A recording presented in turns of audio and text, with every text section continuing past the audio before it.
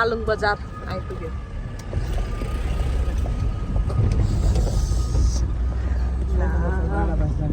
हामी चाहिँ अब पालुङ बजार आइपुग्यौँ। अब हामीहरू चाहिँ उता गाडी जान्छ हेर्न सोध्नु पर्यो। डाँडाबास जानु पर्यो नि त, तर रमाइलो रहेछ पालुङ पनि। मलाई चाहिँ रमाइलो लाग्यो है। अझ 2 किलो जो सब छेउछाउ भयो नि त, तर रमाइलो लाग्यो क्या मलाई चाहिँ। यस्तो ल पालुङ बजार है यो चाहिँ। काम विशेषले आएको हामी चाहिँ आउन चाहिँ। बिचमा भिडियो बनाउने हालत थिएन मान्छेको, यहाँ उल्टी गर्दा गर्दा अहिले चाहिँ यसो अलिक फ्रेस भएर यहाँ बसेको। शिखरकोट भन्दो रहेछ।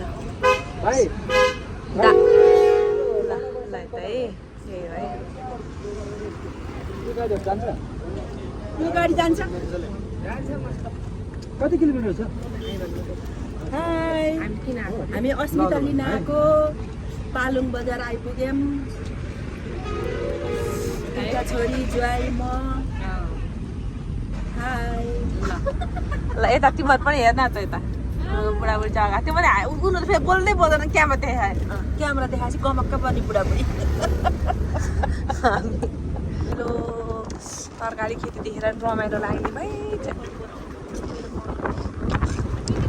यस्तो दामी पारेर तर रोप्ने त नि लस्तै राम्रो। आलु खनेको आलु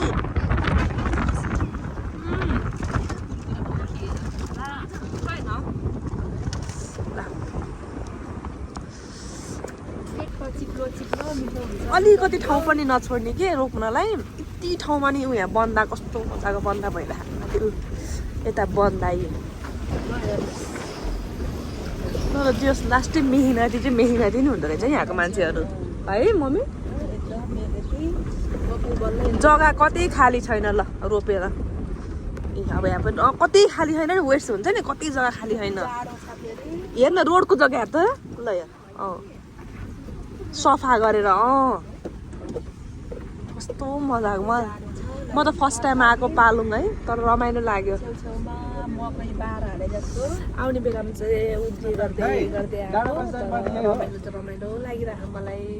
यस्तै बाटो कि पिच छ के छ? कति किलोमिटर चाहिँ होला टाइम लाग्ला? आमा अझै गर्दा म सक्दिनँ, मेरो हालत खराब भइसक्यो। यो गाडी जान्छ। बस त गइहाल्छ नि, सानो गाडी। काम गर्छु मैले चाहिँ। गाजर पहालेर टिक्का बनाएर हाल्दा छु अहिले भर्खर ल्याउनु भयो। गाजर पहालेर फापरको साग अमिलो हुन्न नि है। बाटो पत्ता लगाउन नसकेर सोध्दै हुनुहुन्छ मम्मीहरूले। किन्न पाउँदैन? माथि जान्छ नि गाडी। ए फापरको साग अमिलो हुँदैन। हेलो कहाँ आइपुग्यो यो के अरे? डाँडाबास आयो क्या हामी। कहाँबाट?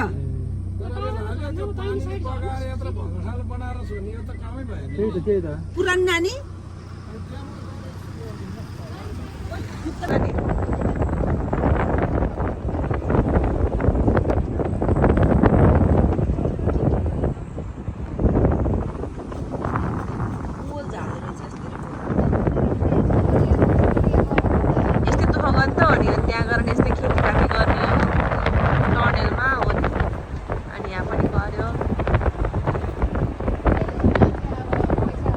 गरे अनुसार धेरै पैसा।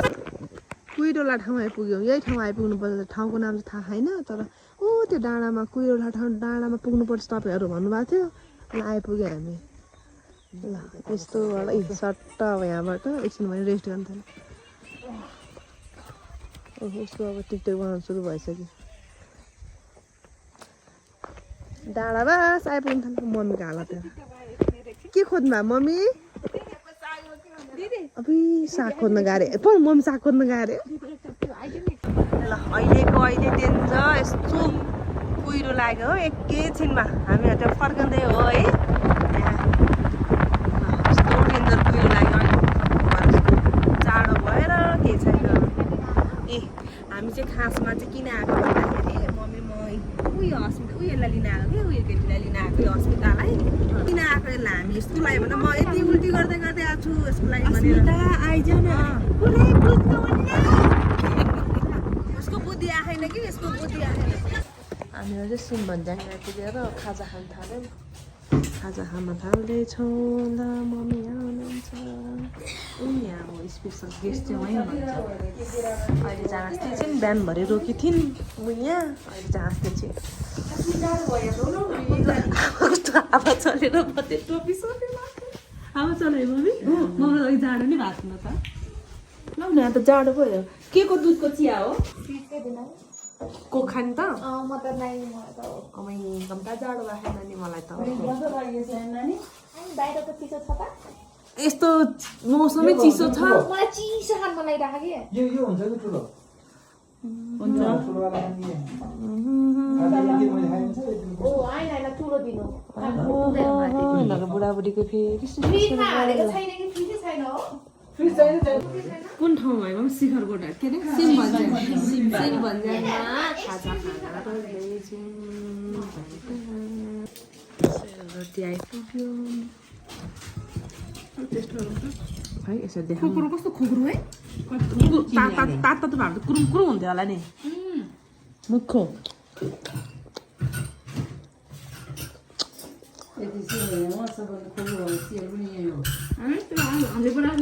खोक्रै हुँदैन हामीले बनाएको किन होला मिठो यो त तातो त मिठो छ तातो त चिनी पनि ठिक भर्खर त्यो पकाएर निकाल्दाखेरिको त कस्तो मिठो हुन्छ कुरुम कुरुम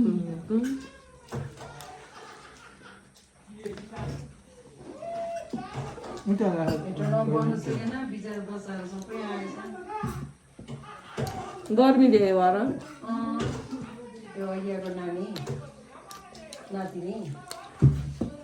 गर्मी भएर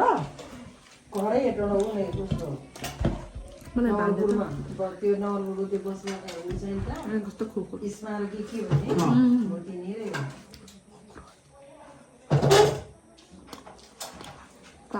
पनि हेटो राख्यो हो चामलको पिठोको मात्रै हो सेल होइन अलिअलि हल्का माइलो पिठो हाल्छ मजा आउँछ अलिक हालेर अन्त साह्रो न साह्रो तरकारीको 3टा मात्र हो अब एउटा 4वटा होला यो खासमी त यो अलिक उचा आलु हो त्यो झोलले आलु चाहिँ निकाल्नु मलाई पनि तन खान्छ यहाँबाट सक्त अवस्थामा थिएँ त्यही भएर सबैले घर पुग्छ भने होइन चिया खाउँ हो चिया जाडोले मरियो तपाईँलाई चाहिँ जाडो भएको छैन भएको नि है भाजो तरकारी म त लास्टै जाडो भएको छ मलाई त जाडोले लग लग लग लग यो त के होइन यस्तो हुसु उठ्थ्यो यहाँ त अलिक त्यो पनि छैन कम हुसु उठ्थ्यो नि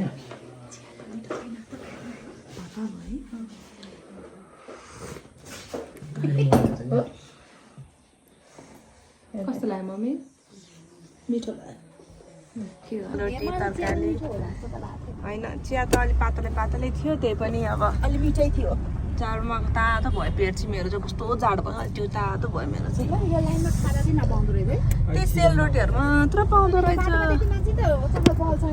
उयो हिउँ पर्ने बेलामा चाहिँ पन्छ होला खाजा ल ए ल ल हामी चाहिँ यहाँ अब उसको टिकटक बनाउनु पऱ्यो अरे टिकटक बनाउने कार्यक्रम हुँदैछ है मम्मी जाडो भयो कि भएन भन्नु त मम्मी जाडो कस्तो भएको मम्मी जाडो भएछ एउटा मात्रै बहिनीहरूलाई मेरो चाहिँ अहिले मैले त एउटा भिडियो हामीहरू चाहिँ अहिले यो एकदम धेरै भाइरल छ अरे यो हेटौँडाको यो भाइरल ठाउँमा चाहिँ यसो टिकटक बनाउनु रोकेको है हामीहरू चाहिँ कोही गाडी आयो लौ न मलाई अहिले मर्नु छैन ए बाइक पाएछ यहाँ सबैजना हुनुहुन्छ कति लाएर अब चाहिँ मम्मीको पालो अरे मैले चाहिँ एउटा मात्र बनाएँ अरू मम्मीको पालो अब चाहिँ ल यस्तो दामी ढुङ्गा हेर्न तिम्रो यादले पागलै बनायो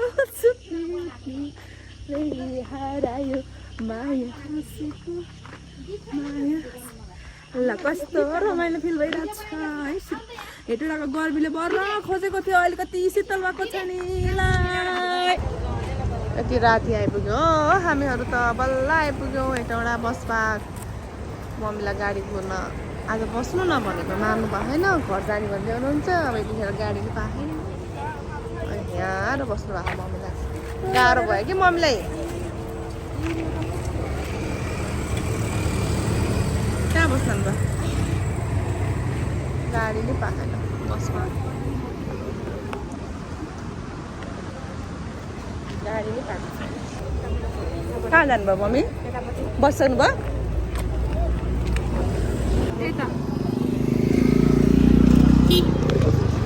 ल मम्मी रासन जानु है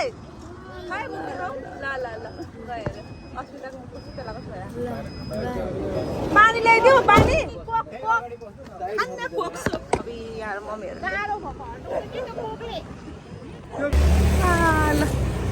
ल गयौँ मम्मीहरू पनि जानु पर्यो हामी पनि घर जानु पर्यो 8 बजिसक्यो रातिको 8 बजिसक्यो राति अब घर जाने बाबु के गर्दैछ छोरी के गर्दैछ थके लाएर लोड परेको छु आज म है एक्लै खाएको हो अहिले त यो 50 रुपियाँको त कति ठुलो आउँछ नि अहिले त 350 ml कति हो पहिल्यै नगएको ठाउँमा गयो जिन्दगीमा आज पहिलोचोटि ल जान हामीलाई कति बजी 10 बजी 11 12 1 2 3 5 घन्टा लाग्यो बिहान जानलाई आउन चाहिँ बरु कति 3-4 घन्टामा आइपुग्यो होला हामीलाई पनि ल्याउने एक घुर्की खानालाई नदिने रहेछन् एक घुर्की खान्छु ल यो दिदीहरु त अहिले त्यहाँबाट दामन देखो लेख्नु पर्दैन